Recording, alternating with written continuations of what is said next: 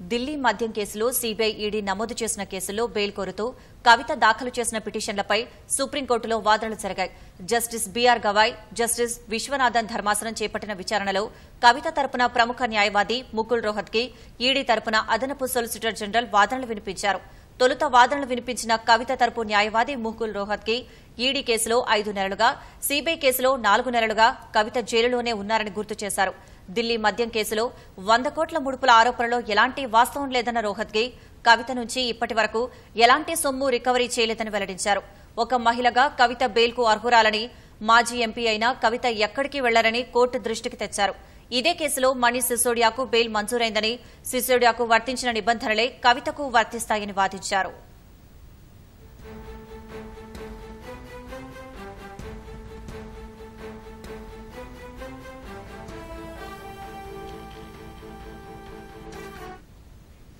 ED తరపున వాదనలు సుప్రీంకోర్టులో వినిపించిన ఏఎస్జీ కవిత తరచూ ఫోన్లు మార్చారని, ఉద్దేశపూర్వకంగానే ఫోన్లలోని డేటాను పూర్తిగా తొలగించారని వాదించారు.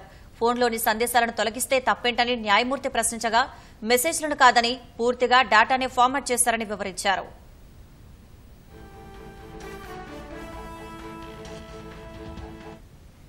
ఇరువైపులా వాదనలు విన్న సుప్రీంకోర్టు ద్విసభ్య ధర్మాసనం కవితకు బెయిల్ మంజూరు చేసింది. కవిత బెయిల్కు 3 ప్రధానమైన కారణాలు చెప్పిన సుప్రీంకోర్టు సీబీఐ తుది ఛార్జిషీట్ దాఖలు చేసిందని, ఈడీ దర్యాప్తు పూర్తి చేసినందున నిందితురాలు జైల్లో ఉండాల్సిన అవసరం లేదని పేర్కొంది. కవితను మహిళగాను పరిగణించాల్సిన అవసరం ఉందని వ్యాఖ్యానించింది.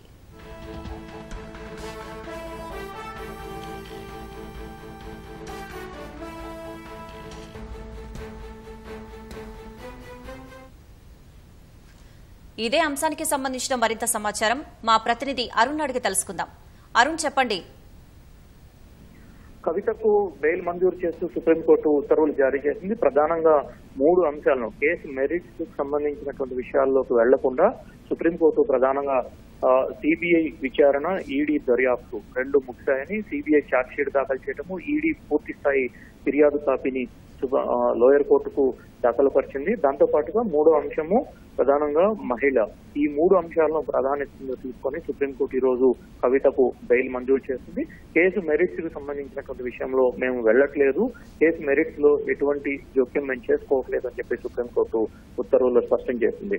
సుదీర్ఘంగా దాదాపు 1.5 గంటల పాటు జరిగినటువంటి సుదీర్ఘ వాదనల అనంతరం సుప్రీంకోర్టు ఈ నిర్ణయాన్ని వెలువరించింది. Justice BR Gavai, justice KV విశ్వనాథన్లతో కూడినటువంటి ధర్మాసనం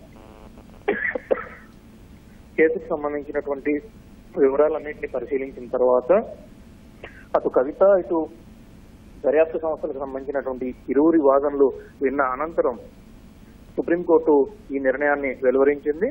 కవితకు 2 బెయిల్ బాండ్లు 10 లక్షల పూచీకత్తుతో ఒక్కొక్కటి 10 లక్షల విలువైనటువంటి 2 బెయిల్ బాండ్లు దాఖలుపరచాలని చెప్పడంతో పాటుగా కవిత తన పాస్పోర్ట్ ను లోయర్ కోర్టుకు అందించాలని, ఎప్పుడు విచారణకు పిలిస్తే అప్పుడు విచారణకు హాజరు కావాలని, ట్రయల్ కోర్టులో అంటే కేసు విచారణ వేగవంతంగా పూర్తయ్యేందుకు పూర్తి స్థాయిలో సహకారం అందించాలి అని చెప్పి సుప్రీంకోర్టు కవితకు పలు నిబంధనలు విధించింది.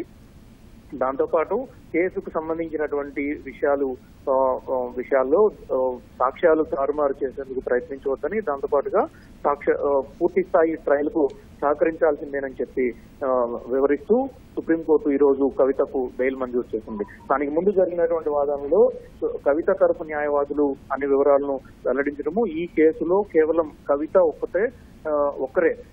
ఒక్కరే మహిళగా ఉన్నారు కాబట్టి బెయిల్ మంజూరు చేయాలని సెక్షన్ 45 ప్రకారం చూసుకున్నా, సిఆర్పిసిలో 143 ప్రకారం చూసుకున్నా మహిళలకు ప్రత్యేకమైనటువంటి ప్రొవిజన్స్ ఉంటాయి కాబట్టి వాటిని అనుసరించి బెయిల్ మంజూరు చేయాలని చెప్పి వాదనలు వినిపించారు. దానికి ముందు కోర్టులో కూడా దర్యాప్తు ముగిసింది కాబట్టి సిబిఐ ఛార్జ్షీట్ దాఖలు చేయడము, ఈడీ దర్యాప్తు పూర్తి చేయడము 2 జరిగాయని, వాటి కొనసాగింపుగానే ట్రయల్ కోర్టులో ఎప్పుడు ట్రయల్ జరిగినా తాము పూర్తి స్థాయిలో అంగీకరిస్తున్నామని, కానీ హైకోర్టు ఇచ్చినటువంటి ఆదేశాలు, హైకోర్టు బెయిల్ తిరస్కరిస్తూ ఇచ్చినటువంటి ఆదేశాలు తమని ఆశ్చర్యపరిచాయని చెప్పి సుప్రీంకోర్టు ముందు వాదనలు వినిపించారు. అదే సందర్భంలో ఈడీ, సిబిఐల తరఫున వాదనలు వినిపించినటువంటి అదనపు సొలిసిటర్ జనరల్ కవితకు మొత్తం సాక్ష్యాలన్నీ వ్యతిరేకంగా ఉన్నాయని, ఈ కేసులో మొత్తం కవితనే దగ్గరుండి సూత్రధారిగా, పాత్రధారిగా అన్ని అంశాలను దగ్గరుండి నడిపించినటువంటి వ్యక్తిగా ఉన్నారు. దాంతోపాటు ఆమ్ ఆద్మీ పార్టీకి ఢిల్లీలో లిక్కర్ పాలసీని అమలు చేయడానికి, లిక్కర్ పాలసీ ద్వారా లబ్ధి పొందడానికి ఉన్నటువంటి ప్రొవిజన్స్ ఏవైతున్నాయో వాటన్నిటిని కవిత వినియోగించుకున్నారు. అందుకు 100 కోట్ల రూపాయల ముడుపులు ఆమ్ ఆద్మీ పార్టీకి సమకూర్చారు అని చెప్పి ఈడీ, సిబిఐ తరపు న్యాయవాదులు కోర్టు దృష్టికి తీసుకురావడం జరిగింది. అన్ని అంశాలను పరిశీలించిన తర్వాత కేసు మెరిట్స్ లోకి వెళ్లడం లేదు అని చెప్పి సుప్రీంకోర్టు స్పష్టం చేస్తూ ఈ కేసులో సిబిఐ ఛార్జ్షీట్ దాఖలు పూర్తి స్థాయి అంటే తుది ఛార్జ్షీట్ దాఖలు చేయడము, అదే సందర్భంలో ఈడీ తన తుది ఫిర్యాదు కాపీని దాఖలు చేయడము, దర్యాప్తు ముగిసిందని రెండు దర్యాప్తు సంస్థలు కోర్టుకు వివరించాయి.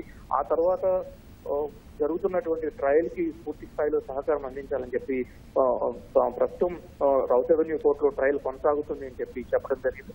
అన్ని అంశాలను పరిశీలించిన తర్వాత కవితకు ప్రధానంగా 3 అంశాలు, ఇటు సిబిఐ అటు ఈడీ ఇద్దరు 2 దర్యాప్తు సంస్థలు తమ దర్యాప్తు ముగిసినట్లుగా ఛార్జిషీటు, ఫిర్యాదు కాపీని పూర్తి స్థాయిలో దాఖలు చేసినట్లుగా గుర్తించినట్లుగా సుప్రీంకోర్టు అభిప్రాయం వ్యక్తపరిచింది.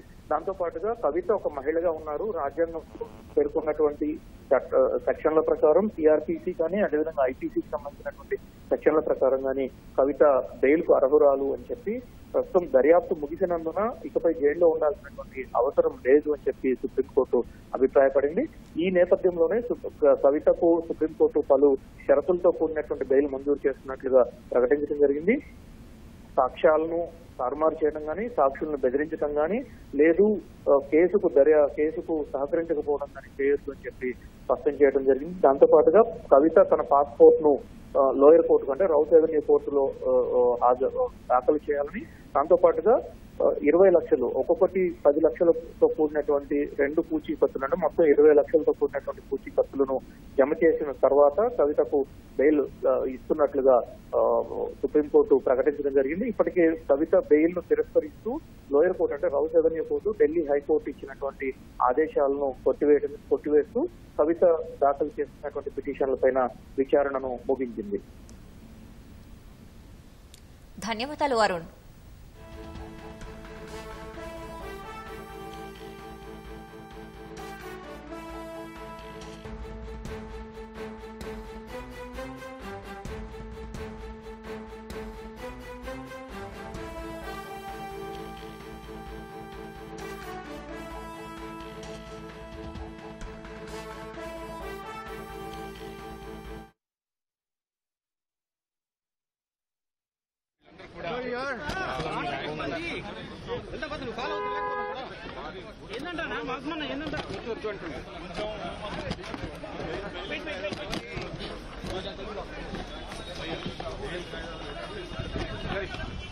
टाइम है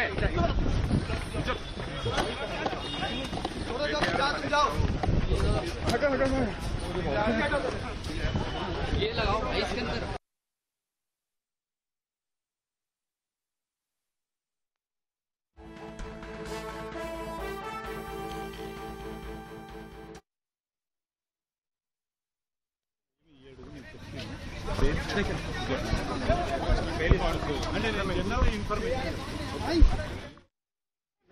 प्लीज थोड़ा देर रुक जाओ ना। राजेश सर लिवेन बाद में यार गाड़ी अरे बाद में यार भाई अरे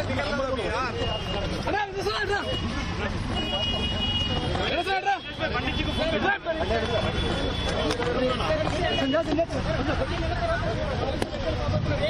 लड़ रहे हैं यार। नहीं बोल रहे तब भी लड़ रहा बंदा, बोल देता तो पता नहीं कितना लड़ लेता वो।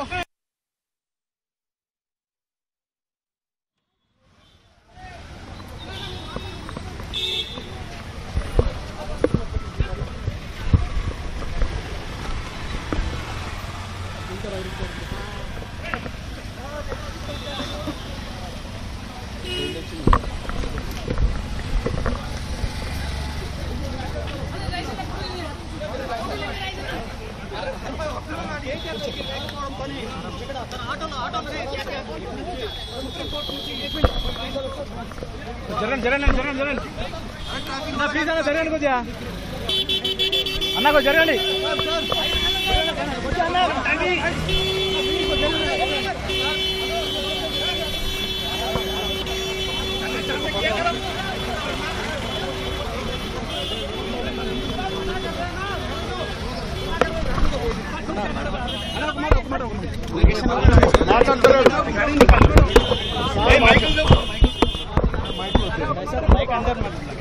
अंदर नको लगा बाहर लगता बाहर लगाइए बाहर लगता भाई साहब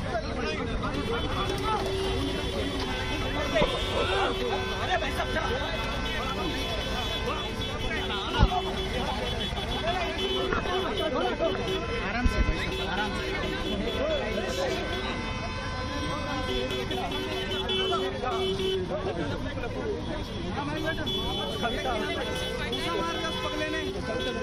अपने आप को क्या